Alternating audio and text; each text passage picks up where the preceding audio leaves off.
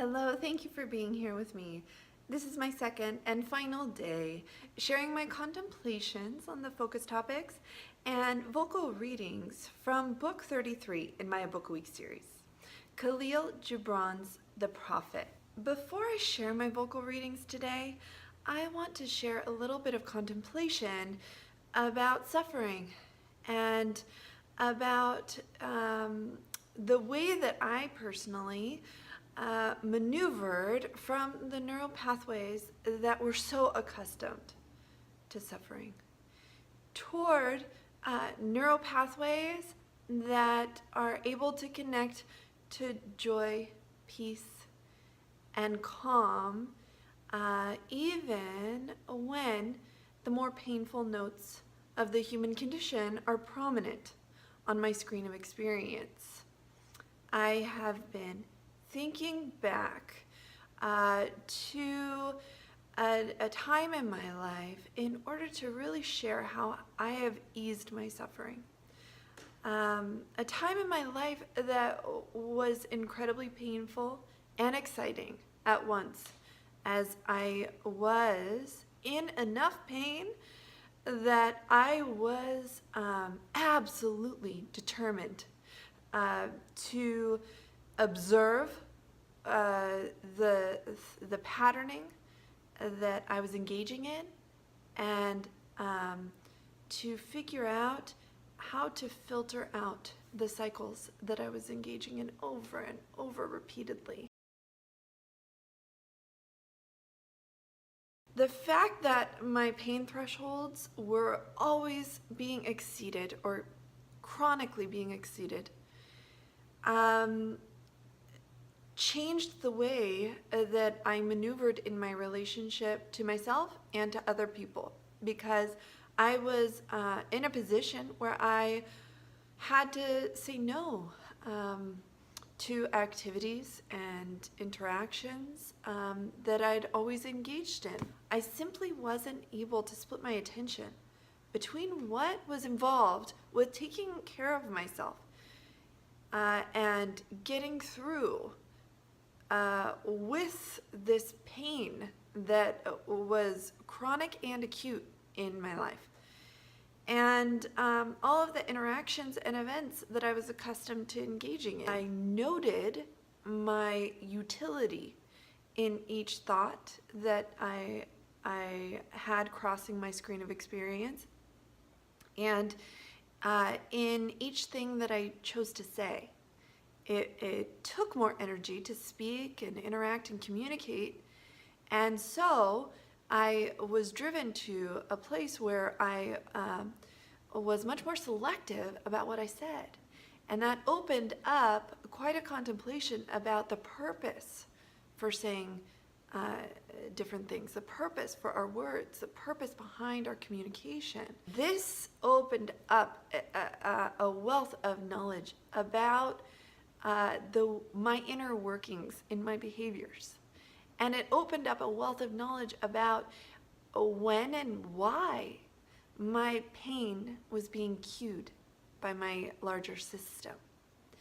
And I started to note the way that my physiological form was interacting with my thought form and my internal voices and the external voices in my space and in my relationships. And I started to tinker with how I was engaging in those, and to note how my opening in my diaphragm changed, how my pain changed, and I was able to open up the neural pathways that led to pain relief.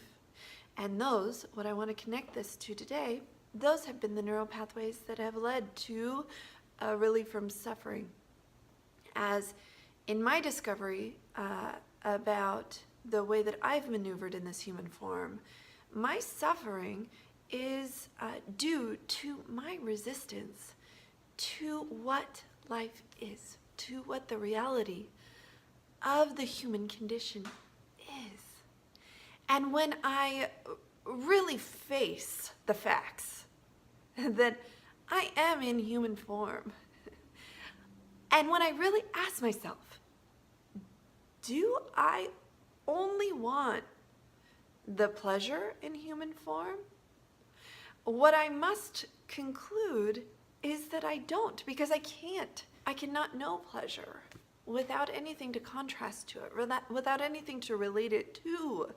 And so when it comes down to the real question, face to face with myself in the mirror, do I really want only pleasure? I cannot conclude that that is all that I want.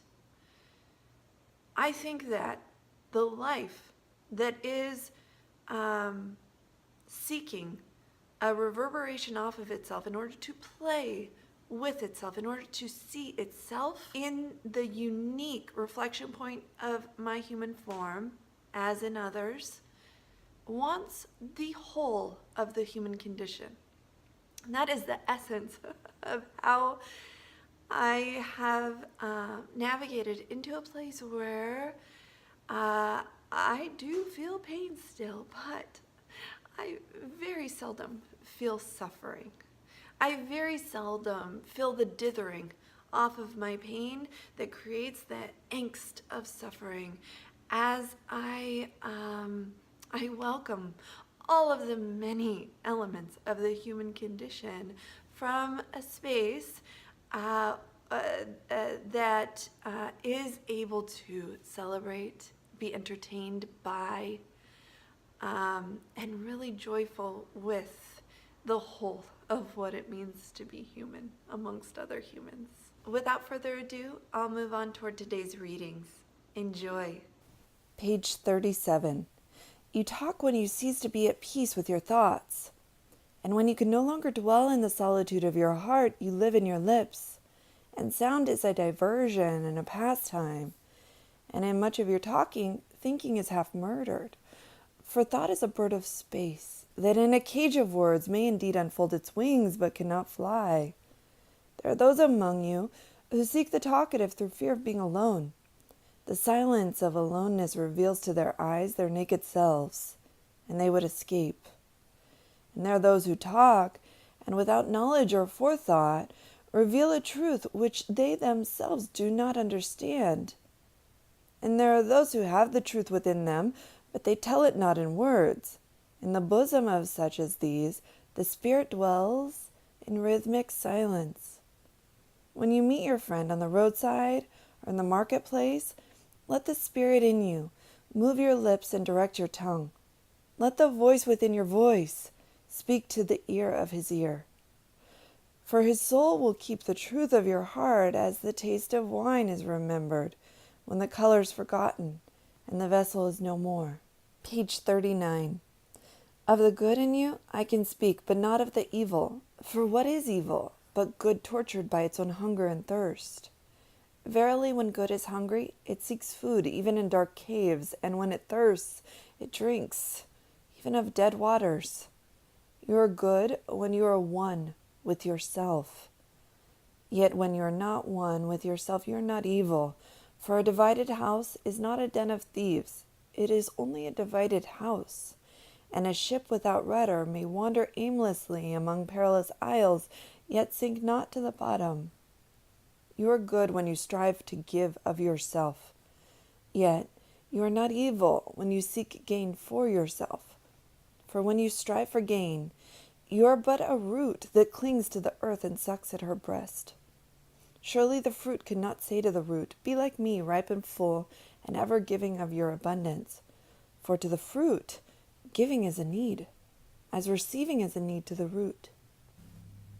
Page 43. Some of your youth seek pleasure as if it were all, and they are judged and rebuked. I would not judge nor rebuke them. I would have them seek. For they shall find pleasure, but not her alone. 7 are her sisters, and the least of them is more beautiful than pleasure. Have you not heard of the man who was digging in the earth for roots and found a treasure?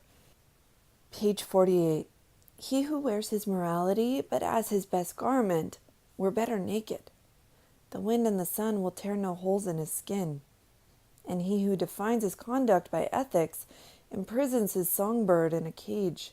The freest song comes not through bars and wires.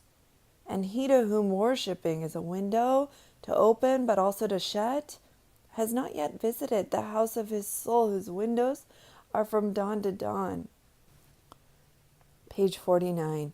If you would know God, be not therefore a solver of riddles. Rather look about you, and you shall see him playing with your children. And look into space, you shall see him walking in the cloud, outstretching his arms in the lightning and descending in rain.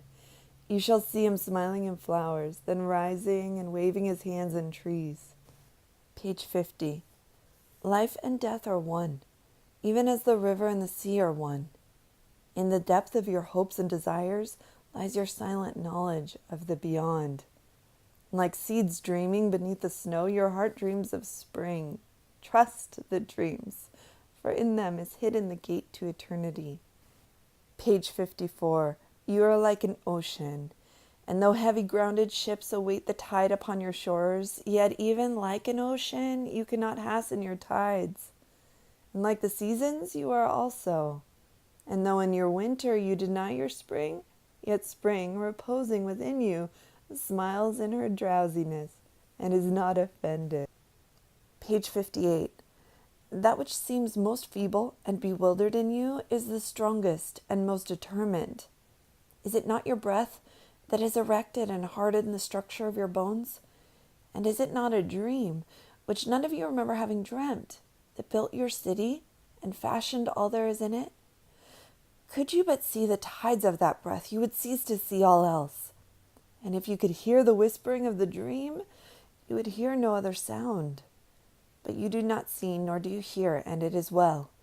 The veil that clouds your eyes shall be lifted by the hands that wove it, and the clay that fills your ears shall be pierced by those fingers that kneaded it. And you shall see and you shall hear. Yet you shall not deplore having known blindness, nor regret having been deaf. For in that day you shall know the hidden purposes in all things, and you shall bless darkness as you would bless light.